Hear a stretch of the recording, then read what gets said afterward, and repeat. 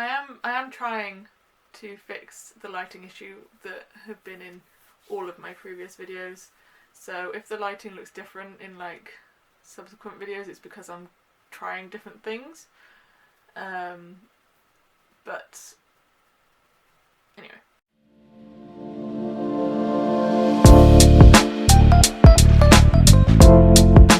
Hi, it's Jade, and I thought I would try making a little series of sorts where instead of just giving you a bookshelf tour in one super long video, I'm not saying that my videos aren't long already, which they are, but yeah, I'm going to sort of go shelf by shelf. And to start off with, because it actually covers 2 shelves, it's probably the biggest like genre that I currently own, if you don't count the classics, which are down here, but that's another video. I'm going to tell you what is on my fantasy shelves. So I'm not going to stay sat in this position, I don't think. I will probably just take the camera closer and show you books whilst they're on the shelves and then have a brief talk about them. Okay, let's have a look at what books I have on my fantasy shelf. Okay, so we will start off with the top fantasy shelf, which is the full one. And behind my little Sir Leon, let's move him out of the way, we start with the 2 currently published books in the Name of the Wind series. I talked about these in my big book tag. Patrick Rothfuss is a bit like George R.R. Martin in that it takes him forever to finish a book, but I mean they are super long. But The Name of the Wind follows Kvothe, and it's a story of him writing down his memoirs, so you get to learn about his entire quite dramatic life, from being born into a travelling circus to going to university to meeting the love of his life and all of the magical things that happen in amongst that. Next we have The Firebringer by David Clement Davis. This is a book that I absolutely adore and I really want to read it again. Firebringer is set around a herd of deer, and one of them is born as the Firebringer because he has this little like leaf mark on his head, and he's considered almost like a messiah or chosen one. And the imagery in this book is so rich that you can just imagine the deer, doing what they're doing in this book. It's so lovely and so sort of folk tale-y. You can imagine this story being told around a fire. Next, also by David Clement Davis, is The Sight, and Fell, which is a sequel to The Sight. I have not read Fell yet. I enjoyed The Sight, but less than Firebringer. These all happen in the same universe. Firebringer is about wolves, though. And The Sight is something that certain wolves can have, which allows them to see the future and things that are going to happen. And it follows 2 twin wolves. One of them was born white and one of them was born black. And it's like the story of how one of them grew up to be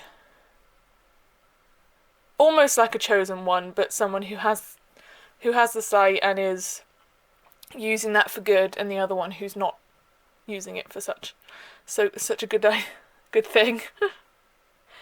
Then we move on to the Graceling series. I have 3 of these. There is a 4th one out that I don't own yet. So that is Graceling, Fire and Bitter Blue by Kristin Cashore. This is another series that I would need to reread at some point, and I really enjoyed it. I read Bitter Blue last year, I think. But Graceling is set in a world where you have people who are graced, and these people are born with certain skills, let's say, and the main character of Graceling, who I've forgotten the name of right now, is born with the skill of killing. So she's sort of working as the king's assassin, and at one point she meets another Graceling who has the exact same Grace as her, and she's never met someone like that before, and it becomes a bit of a battle of survival, let's say. And this whole series mostly follows this main character, but Fire goes in a slightly different direction. You have a slightly different main character, but then it all converges together a bit later on. Next, this is not sort of high fantasy in the way that a lot of these are. This is The Invisible Life of Addie LaRue. I read this as a book club book, but I still really enjoyed it. The reason I've put it here is there are enough fantastical and legend-based parts of this book that I think it definitely classes as a fantasy, even if it's more of a contemporary fantasy. So The Invisible Life of Addie LaRue follows Addie LaRue, who made a deal with... I don't know if they ever say he's the devil, but he's basically the devil. He's like darkness incarnate. To disappear so that she doesn't have to marry someone that she doesn't want to. This is back in... can't remember the exact time period, but a time where women were just sort of like bought and sold as basically chattel. And the caveat for her wish being granted is that she is now immortal, but everyone she ever meets forgets about her as soon as she's out of their line of sight. And it's the story of her throughout time dealing with this curse until one day she meets someone who remembers her. The next book is The 10,000 Doors of January by Alex E. Harrow. This was one of my 5-star reads of... It's either early this year or last year. But I really enjoyed this. For some reason I seem to have a thing for books that involve doors. This follows a young girl called January who, when she is a young girl, she finds a door that leads to another world and then spends sort of the rest of her life trying to find another one of these doors to prove to herself that it's true. But at the same time, she is being raised by this person who is not her family member, but he sort of views her as more curiosity than anything and is part of just his like collection of exotic things. So it's her almost trying to leave that toxic environment, find her real father and potentially mother. And yeah, it was so wonderfully written and the language was very, very evocative and I just really enjoyed it. Also, we've now gotten down to the little Gumbies that I made. This was a whole story that revolved around a D&D game that one of my characters had a pet called Gumby and then it evolved into this kind of thing. So let's just move them. But yeah, now we are on to two of my favourite books by my favourite author. That is The Night Circus by Erin Morgenson and The Starless Sea by Erin Morgenson. The Night Circus is beautiful. I don't know if you just heard my stomach rumbling then. I apologise if you did. So The Night Circus is beautiful. It is the story of two magicians who make a bet that their type of magic and the way that they teach magic is the best way of doing it. And so to win this bet, they each choose a protege, and their proteges will duke it out to prove which one is right and which one is wrong. But their proteges don't know that this is what the bet is, and the Night Circus itself acts as the backdrop to this battle that's been like years in the making. The Starless Sea is like top 5 books of all time for me. I will probably just never stop talking about it on this channel, and I apologise if that gets boring, but I'm going to pull it out because the cover is just glorious. Look at that. But yes, The Starless Sea follows the character of Zachary, who is an incredibly introverted university student who, when he was a lot younger, he found a door painted on a wall that actually ended up being a real door. See, we're going back to the whole door thing again, but for some reason just seems to be like my genre that I really enjoy. And this door leads to a massive library that is in like another realm that is floating on the starless sea, and it is a beautiful like queer romance, high adventure. The characters are in this are just amazing. It's a story of stories, because you have the main through story of Zachary and finding himself and falling in love, intermingled with a bunch of other stories that are all slightly interconnected, but you don't necessarily know how right at the beginning. And there's like a whole thing where time's not working quite right, so stories that you think are happening in the past are maybe actually happening in the future and are just cycling back. And the way that she weaves this story is just, it's masterful. Next we have The Puppet Master by Joanne Owen. This is an odd book because the pages are plastic, which is just, it's just weird. But it also, yeah, it's bizarre. But I know that I read this at some point, but I cannot for the life of me remember the actual story. But I think it involves a circus. And it's a dark fantasy. So I'm not going to go too much in depth because I don't actually know the story there. Black Ships is another book that I have not read yet, but is like a high seas fantasy. Then we have Eon and Iona, which are books that my mum bought me for Christmas one year. This is Middle Eastern fantasy. It's another one that I haven't read yet. I don't know if I already said that, but it was on my TBR, which is why she picked it up for me. We then have the Magic series, which involves magic, flight, and physic. I think my mum read one of these, but I also have not touched it. You can see the pattern of, we started with books that I have read, over to this is now getting to the point where I haven't picked these up yet. But yeah, this is a completed trilogy, and I think this could potentially be based in Egypt. But yeah, it's like a Seventh Son of the Seventh Son type story. Then we have Empire in Black and Gold by Adrian Tchaikovsky. Another book that I have yet to tackle. I know that this is, oh no, it's been folded up. But this is one of, I think quite a big series, and I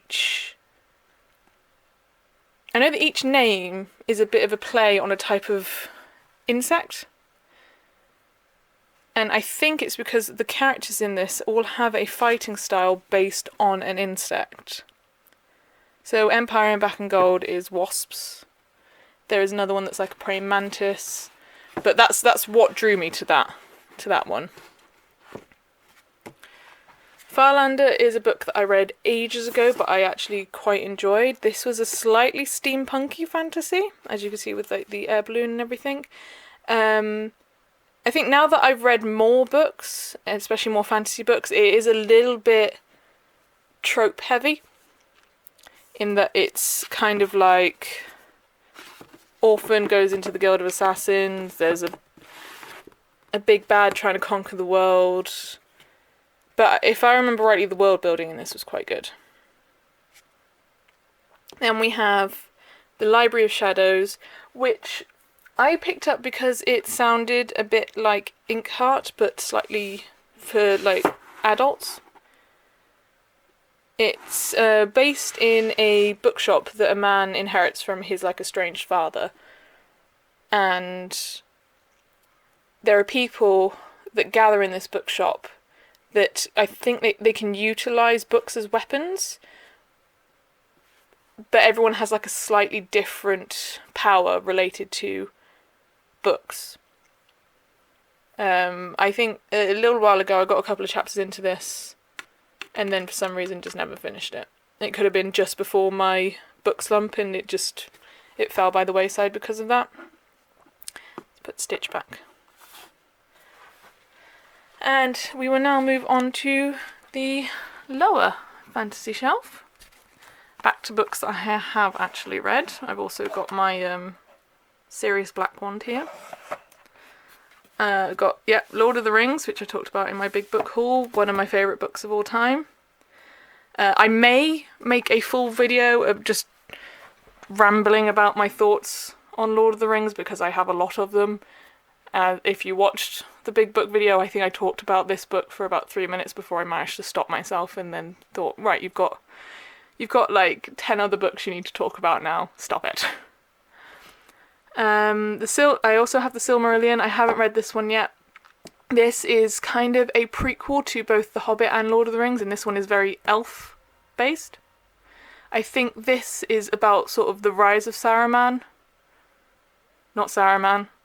The rise of Sauron. And everything. I have heard mixed reviews about this one. Apparently this one kind of encompasses all of Tolkien's like worst traits when it comes to writing. But I don't know. I'm going to try and go in with an open mind. You then have The Children of Húrin, which is a book set in the Age of Men after elves and everything like that have already left. Which is one of the reasons why I haven't read it yet, is that I was like, one of the reasons that The Lord of the Rings is one of my favourites is because of all of the different races and like the hobbits and the elves and everything like that. So reading a book that is just about the race of men is not necessarily something that I'm super excited about, but I do want to read all of Tolkien's work.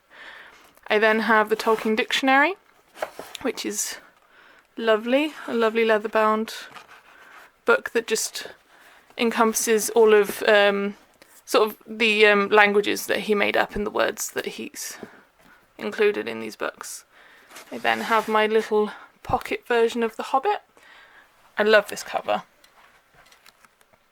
I have read this one. Obviously this is the story of Bilbo going on an expedition with a group of dwarves to reclaim the Lonely Mountain for the dwarves. And then he finds the One Ring whilst he's there.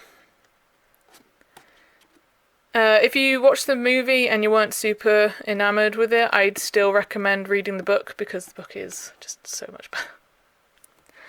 I then have the first 4 books of The Tale of Earthsea in one completed work. Haven't read it yet, but super excited to.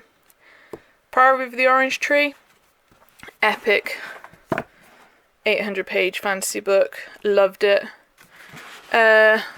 Bit more court-based than I am used to. I don't tend to go for ones that are super focused on the role of the royal court and what goes on in like court politics and stuff, but it still kept my attention the entire time. A book where dragons exist in the world, and there are 2 definitive types. You have the water dragons that exist in the east that are considered wise and gentle and are there for the benefit of humanity. And then you have the fire-breathing dragons that are trying to sort of bring around the end of the world and raise their leader, the Nameless One. And the whole thing is focused around trying to stop that from happening. Then have the entire Witches of... let me try and pronounce this word. Ilianan series. This was one that I picked up from a second-hand book fair, and I got this one, and this one, because they were the only ones there. Read the first one and was like, I need to complete this entire series. It is very 80s fantasy, I have to say, but I'm for it. I can only sort of remember the plot of the first one. I need to reread the series, but once again, it's when you read it now, it's a bit trope heavy, but in the best way. It's a bit of like a Pulp Fiction fantasy series,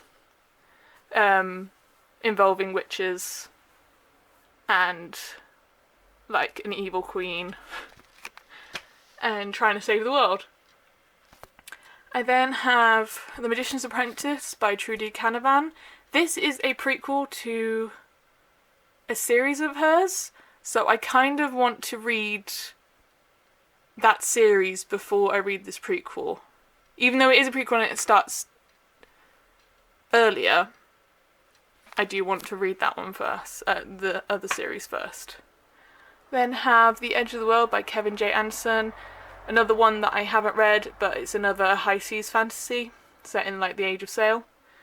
And then, finally, we have my 2 Enchantica books that no longer have the dust bind, because when I was younger I went through a phase of removing all of the dust covers from books that I thought had nicer, like, actual covers. Enchantica is a sort of semi-pictographical book. Of course I opened it straight to the dragons. But it was a book that was like produced and accompanied by a whole bunch of merchandise. So the world building I don't think is like super in depth. It was more of a like visual thing. But I've read The Well of Hope. I haven't read The Wrath of the Ice Sorcerer yet. But I still remember enjoying this. This felt very Jim Henson Dark Crystal to me when I was reading it. In that there is dark stuff in this, but for the most part it is quite a light-hearted world that has been created in Enchantica. So yeah, that is everything on my fantasy shelf. I am sorry that I did not have synopses for all of them, but that's just because I haven't read all of them. And let me know if there are any of these books in here that I said that I read that you'd like an actual, like, full video review about. Okay, so that is all the books that are currently on my fantasy shelf.